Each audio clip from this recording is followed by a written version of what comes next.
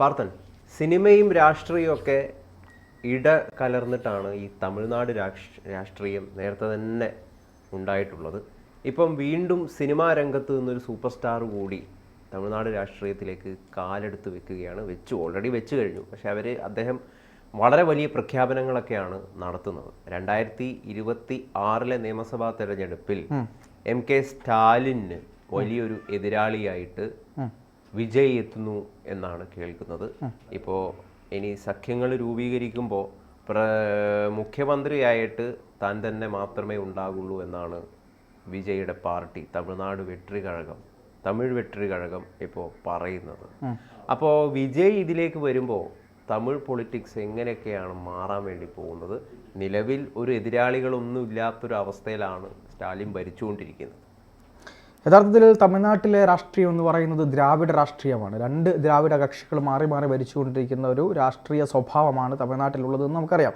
കോൺഗ്രസും CPM ഉൾപ്പെടെ അവിടെയുള്ള പ്രധാനപ്പെട്ട രാഷ്ട്രീയ കക്ഷികളുടെ ശിങ്കടികളായി നിന്നുകൊണ്ട് ഭരിക്കുന്നുവെന്ന് മാത്രമേ ഉള്ളൂ. ചിദംബരത്തിൻ്റെയൊക്കെ ശക്തമായ കാലഘട്ടത്തിലായിരുന്നു കോൺഗ്രസിന് വളരെയധികം ഒരു മെജോറിറ്റി സീറ്റുകളൊക്കെ അവിടെ കിട്ടിയിരുന്നത്. ഇപ്പോൾ ഇന്ത്യ മുന്നണിയുടെ ഭാഗമായിട്ട് CPM ഒക്കെ അവിടെ നിന്ന് CPI ഒക്കെ അവിടെ നിന്നുകൊണ്ട് സ്റ്റാലിൻ്റെ ദയാദാക്ഷിണ്യത്തിൽ അവിടെ സീറ്റുകൾ കിട്ടുന്ന ഒരു കാര്യമുണ്ട്. പക്ഷേ സ്റ്റാലിൻ തീർത്തും ഒരു ഏകാധിപതി ആയിട്ടാണ് അവിടെ ഭരണം നടത്തിക്കൊണ്ടിരിക്കുന്നത്. എല്ലാം സ്റ്റാലിൻമയം. മാത്രമല്ല സ്റ്റാലിൻ്റെ പേരിൽ അവിടെ ഈ DMKയുടെ പ്രവർത്തകർ കാണിച്ചു കൂട്ടുന്ന ഗുണ്ടായിസം എന്ന് പറയുന്നത് ചില്ലറയൊന്നുമല്ല. സ്റ്റാലിൻ അത് DMK അധികാരത്തിലേറുന്ന സമയത്താണ് ഏറ്റവും കൂടുതൽ ഈ ഗുണ്ടാഭരണം അല്ലെങ്കിൽ ഗുണ്ടാരാജൊക്കെ അവിടെ നടക്കുന്നത് എന്നതാണ് നമുക്ക് പൊതുവെ അറിയാവുന്ന കാര്യം. ആ DMK ഭരിക്കുന്ന സമയത്ത് അത്രയും പ്രശ്നങ്ങൾ അവിടെ ഉണ്ടാവാറില്ല. പക്ഷേ ഇവർ ഭരിക്കുന്ന സമയത്ത് ഇവരുടെ ഇപ്പം കേരളത്തിലെ CPMൻ്റെ അണ്ടർഗ്രൗണ്ട് പൊളിറ്റിക്സ് എങ്ങനെയാണ്, പാർട്ടി ഗ്രാമങ്ങൾ എങ്ങനെയാണ്, അവരുടെ കേഡർ സംവിധാനം എങ്ങനെയാണ്, ഇതേ തന്നി പകർപ്പാണ് തമിഴ്നാട്ടിൽ DMK എന്ന് പറയുന്നത്. അപ്പം നമുക്കറിയാമല്ലോ എങ്ങനെയായിരിക്കും ഈ കാര്യങ്ങൾ ഉണ്ടാവുക. തമിഴ്നാട്ടിലെ DMK പ്രവർത്തകർ കേരളത്തിലെ പിണറായി വിജയനെ വളരെ സൂപ്പർ നേതാവായിട്ടും വളരെയധികം വിപ്ലവകരമായ കാര്യങ്ങൾ ചെയ്യുന്ന ആളായിട്ടൊക്കെ പ്രതിഷ്ഠിച്ച് വെച്ചിട്ടുണ്ട്. അതുപോലെ തന്നെയാണ് ഞങ്ങളുടെ സ്റ്റാലിൻ്റെ ഉറ്റത്തോഴനാണ് പിണറായി എന്ന രീതിയിലൊക്കെ ഉണ്ട്. ഇവിടുത്തെ കമ്മ്യൂണിസ്റ്റ് കൂട്ടങ്ങൾ അല്ലെങ്കിൽ കമ്മ്യൂണിസ്റ്റ് ജിഹ്വ എന്നൊക്കെ നമ്മൾ പറയുമല്ലോ, അവരുടെ പ്രഖ്യാപനങ്ങളൊക്കെ വരുന്നത് സ്റ്റാലിൻ ഒരു ഭയങ്കരമായ നേതാവാണ്, ഞങ്ങളുടെ പിണറായിയുടെ ഉറ്റത്തോഴനാണ്. അപ്പോൾ നമുക്ക് ഒന്ന് കമ്പയർ ചെയ്താൽ മാത്രം മനസ്സിലാവും ഇവിടെ പിണറായി എത്രത്തോളം സൂപ്പർ സ്റ്റാർ ആണ് എന്നുള്ളത് നമുക്ക് വ്യക്തമായിട്ട് നമുക്കിവിടെ ജീവിക്കുന്ന ആളുകളായതുകൊണ്ട് നമുക്കറിയാം. തമിഴ്നാട്ടിലെ ചെന്നൈ പോലുള്ള സ്ഥലങ്ങളിലും ചെന്നൈ പൊളിറ്റിക്സ് അല്ലെങ്കിൽ തമിഴ്നാട് പൊളിറ്റിക്സ് ഒക്കെ നമുക്ക് അറിയാവുന്നത് കൊണ്ട് അവിടെ എന്താണ് സംഭവിക്കുന്നതെന്നും നമുക്കറിയാവുന്ന കാര്യമാണ്. അപ്പോൾ പക്ഷേ ജനങ്ങൾക്ക് ഇതൊന്നും അറിയില്ല എന്നുള്ളത് വേറൊരു യാഥാർത്ഥ്യം. അവിടെ പല കാര്യങ്ങളും പല പ്രശ്നങ്ങളും ഉണ്ടായിരുന്നു.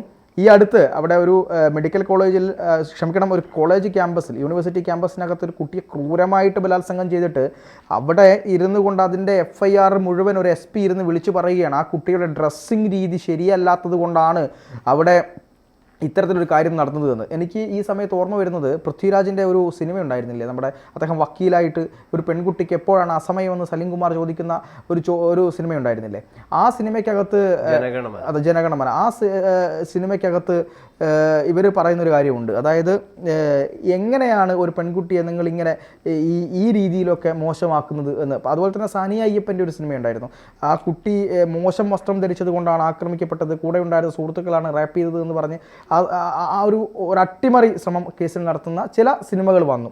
യഥാർത്ഥത്തിൽ അത് ഹിന്ദുത്വ പൊളിറ്റിക്സിനെതിരായിക്കൊണ്ടൊക്കെയാണ് എന്നായിരുന്നു അന്ന് പറഞ്ഞുകൊണ്ടിരുന്നത്.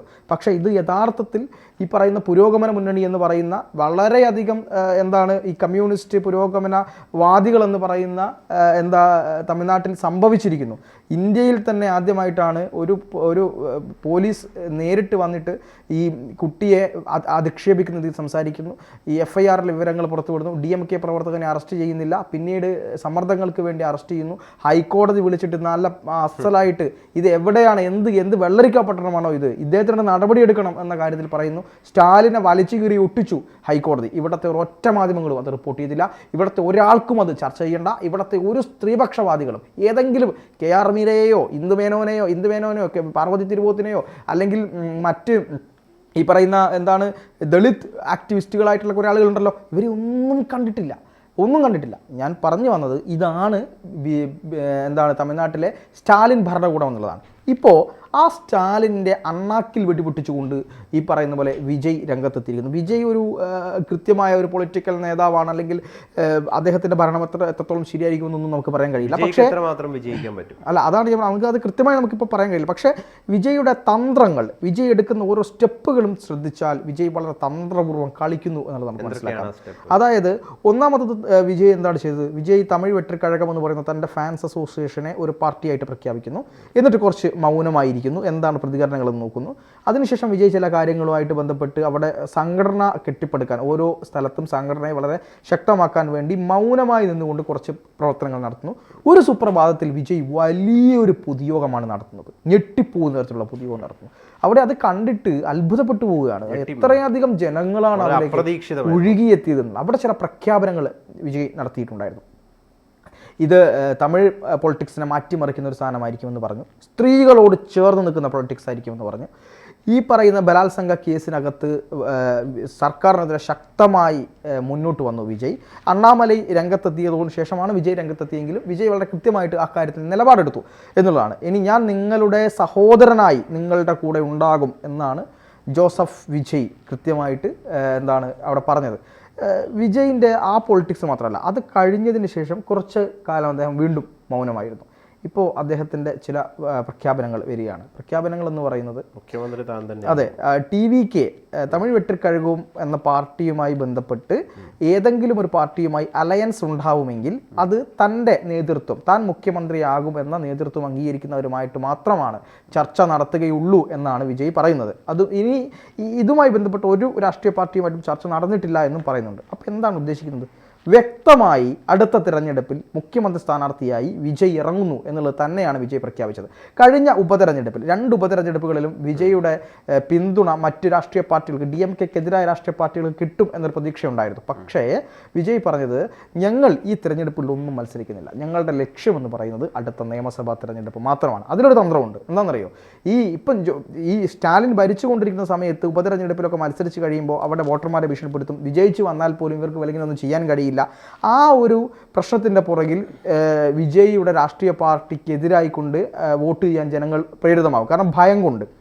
പക്ഷേ ഒരു നിയമസഭാ തിരഞ്ഞെടുപ്പ് വരുമ്പോൾ കൂട്ടത്തോടെ ജനങ്ങൾ വിജയ്ക്ക് വോട്ട് ചെയ്താൽ സ്റ്റാലിൻ തിരിച്ചു പോകും. അങ്ങനെ ഒരു കാര്യമുണ്ട്. അപ്പോൾ ഉപദ്രവങ്ങൾ നടക്കില്ല. ആ ഒരു തന്ത്രം, കൃത്യമായ പൊളിറ്റിക്കൽ തന്ത്രമാണ് ഇവിടെ വിജയ് സ്വീകരിച്ചിരിക്കുന്നത്. അതുപോലെ തന്നെ വിജയ് പറഞ്ഞ മറ്റൊരു കാര്യം എന്ന് പറയുന്നത്, ഇവിടെ ഇത്തരം, അതായത് തമിഴ് പൊളിറ്റിക്സുമായി ബന്ധപ്പെട്ട് തമിഴ്നാട്ടിൽ വലിയ മാറ്റങ്ങൾ വരാൻ പോകുന്നു എന്ന് അദ്ദേഹം പ്രഖ്യാപിക്കുന്നുണ്ട്. AIDMK-യുമായി ബന്ധപ്പെട്ട് AIDMK-യും TVK-യും തമ്മിൽ ചേർന്നുകൊണ്ട് ഒരു മുന്നണിയായി മത്സരിക്കുന്നു. അതിൽ വിജയകാന്തിൻ്റെ പാർട്ടി ഉണ്ടാകും എന്ന് ചില ചർച്ചകൾ കേട്ടിരുന്നു. ചില വിജയകാന്തിൻ്റെ ചില പാർട്ടി ഉണ്ടാകുമെന്ന് കേട്ടിരുന്നു. ചില പൊളിറ്റിക്കൽ സിനിമാ നടന്മാരൊക്കെ ആയിട്ടുള്ള ചില പൊളിറ്റിക്കൽ കക്ഷികൾ, ചെറിയ കക്ഷികളുണ്ടല്ലോ, അവരൊക്കെ ഇതിൽ ചേരുമെന്ന് കേട്ടിട്ടുണ്ടായിരുന്നു. മറ്റൊരു രാഷ്ട്രീയ പാർട്ടി എനിക്ക് കൃത്യമായി ഓർമ്മ കിട്ടുന്നില്ല, അവരും ഈ പൊളിറ്റിക്കൽ അലയൻസിൽ വരും എന്ന് കേട്ടിട്ടുണ്ട്. പക്ഷേ ഇവരായിട്ടൊന്നും ചർച്ച നടത്തിയിട്ടില്ല. ഇനിയിപ്പോൾ DMK-ക്കെതിരെ അണ്ണാ DMK-യും വിജയും കൂടെ ഒന്നിച്ചാൽ തമിഴ്നാടിൻ്റെ ഭരണം മാറും എന്നുള്ള കാര്യത്തിൽ സംശയമൊന്നും വേണ്ട, മാറും. കാരണം അത്രയ്ക്ക് അണ്ണാ DMK ഒരു ശക്തി കുറഞ്ഞ ആളുകളൊന്നുമല്ല, അവരുടെ സംഘടനാ തലത്തിൽ കുറച്ച് പ്രശ്നങ്ങളുണ്ട് എന്ന് മാത്രമേ ഉള്ളൂ. അതെ, കോൺഗ്രസിനെ പോലെ. പക്ഷെ കോൺഗ്രസിന് അത്രയൊന്നും അവിടെ ഒരു പ്രശ്നമൊന്നും അണ്ണാ DMK-ക്ക് വന്നിട്ടില്ല. അണ്ണാ DMK ഏത് സമയത്തും തിരിച്ചു വരാവുന്ന, അതെ, അതായത് സിനിമാ രാഷ്ട്രീയം കൊണ്ട് എന്താണ് ജീവിച്ചു പോകുന്ന ആളുകളായിരുന്നു യഥാർത്ഥത്തിൽ അണ്ണാ DMK എന്ന് പറയുന്നത്. ജയലളിതയുടെ ഒരു മരണത്തിന് ശേഷം അവർക്ക് വല്ലാത്ത രീതിയിലുള്ള ഒരു തകർച്ച അനുഭവപ്പെട്ടിട്ടുണ്ട്. അത് വിജയിലൂടെ തിരിച്ചു പിടിക്കാനാണ് ഈ ഒരു അലയൻസിലൂടെയൊക്കെ ലക്ഷ്യം വെക്കുന്നത് എന്നും നമ്മൾ കേൾക്കുന്നുണ്ട്. എന്തായാലും ചർച്ചകളൊക്കെ സജീവമായിട്ട് നടക്കുകയാണ്. അല്ല, ഈ പനീർശെൽവത്തിൻ്റെ പാർട്ടി ഉണ്ടല്ലോ, അദ്ദേഹമായിട്ടുള്ള OPS-ൻ്റെ പാർട്ടിയും അതുപോലെ തന്നെ ഈ പറയുന്ന അവിടുത്തെ മുഖ്യമന്ത്രി പളനിസ്വാമിയെ ബന്ധപ്പെട്ട പാർട്ടിയും ഈ 2 ആളുകളുമായിട്ടും കോർഡിനേറ്റ് ചെയ്ത് ഒരുമിപ്പിച്ചുകൊണ്ട് ഒരു വലിയ അലയൻസ് ഉണ്ടാക്കി മുഖ്യമന്ത്രി സ്ഥാനത്തേക്ക് മത്സരിക്കുക എന്നുള്ള തന്ത്രമാണ് വിജയ് പയറ്റാൻ വേണ്ടി പോകുന്നത്. എന്തായാലും ജോസഫ് വിജയെ BJP-ക്കാർക്കൊന്നും വലിയ താല്പര്യമില്ലെന്ന് തോന്നുന്നു അല്ലേ? അല്ല, BJP-ക്ക് ഓൾറെഡി താല്പര്യം ഉണ്ടാവില്ലല്ലോ, കാരണം അദ്ദേഹത്തിന് BJP-യെ എതിർസ്ഥാനത്താണ് വിജയ് നിർത്തിയിരിക്കുന്നത്. പക്ഷേ ഇപ്പോൾ അങ്ങനെ ഒരു നിലപാട് സ്വീകരിക്കാതെ വിജയ്ക്ക് രക്ഷയില്ല എന്നുള്ളത് നമ്മൾ മനസ്സിലാക്കണം. ദ്രാവിഡ രാഷ്ട്രീയമാണ്. പക്ഷെ ഭാവിയിൽ ആ ഒരു പൊളിറ്റിക്കൽ അലയൻസ് മാറിക്കൂടാ എന്നും നമ്മൾ കരുതേണ്ടതില്ല. കാരണം രാഷ്ട്രീയ തന്ത്രം എന്താണെന്നൊക്കെ ആളുകൾക്കറിയാം. ഈ DMK എന്ന് പറയുന്ന രാഷ്ട്രീയ പാർട്ടി ഒരു കാലത്ത് BJP പിന്തുണച്ചിരുന്നു എന്ന കാര്യം ആലോചിക്കണം നമ്മൾ. അതായത് ദ്രാവിഡ രാഷ്ട്രീയത്തിൻ്റെ അങ്ങേ അറ്റമാണ് എന്ന് പറയുന്ന DMK BJP യെ പിന്താങ്ങിയിരുന്നെങ്കിൽ ഇപ്പോഴത്തെ ഒരു തന്ത്രത്തിനപ്പുറത്തേക്ക് വരും കാലങ്ങളിൽ ഇതിലൊക്കെ മാറ്റം വരുമെന്നും ഇനി വേറൊരു കാര്യം കൂടി പറഞ്ഞ് നമുക്ക് അവസാനിപ്പിക്കാം. അതായത് അണ്ണാമലൈ എന്ന് പറയുന്ന വലിയ രാഷ്ട്രീയ നേതാവ് അവിടെ വലിയ പ്രചാരം കൊടുത്തുകൊണ്ട് BJP മുന്നോട്ട് കൊണ്ടുപോകുന്നുണ്ട്. അപ്പോൾ ഇവർ രണ്ടുപേരും കൂടെ ചേരുമ്പോൾ ഏതാണ് ഈ അതല്ല അങ്ങനെയല്ല അതല്ല ഈ അണ്ണാ DMKയും വിജയും കൂടെ ഒരു ഭാഗത്തും DMK വേറൊരു ഭാഗത്തും ചേർന്ന് മത്സരങ്ങൾ വരുമ്പോൾ ഇതിൻ്റെ നടുക്കുള്ള BJPക്ക് ഒരു സ്കോപ്പ് വേറെ ഉണ്ട് അവിടെ. അത് നമ്മൾ കാണാതിരുന്നുകൂടാ എന്നുള്ള കാര്യം കൂടെ നമ്മൾ പട്ടാളി മക്കൾ കക്ഷി ഉൾപ്പെടെ നമ്മൾ കാണാതിരുന്നുകൂടാ എന്നുള്ളൊരു സത്യം നമ്മൾ മനസ്സിലാക്കണം എന്നുള്ളത് കൂടിയാണ്. എന്തായാലും സ്റ്റാലിൻ്റെ ഒരു ഭരണത്തിന് ഈ ജിഹാദികളെ സപ്പോർട്ട് ചെയ്യുന്നൊരു ഭരണം തന്നെയാണല്ലോ. അപ്പോൾ അതുകൊണ്ട് ആ ഒരു ഭരണത്തിന് അന്തിമമായ വിരാമം വരാൻ വേണ്ടി പോകുന്നു എന്നുള്ള കാര്യത്തിൽ സംശയമൊന്നുമില്ല.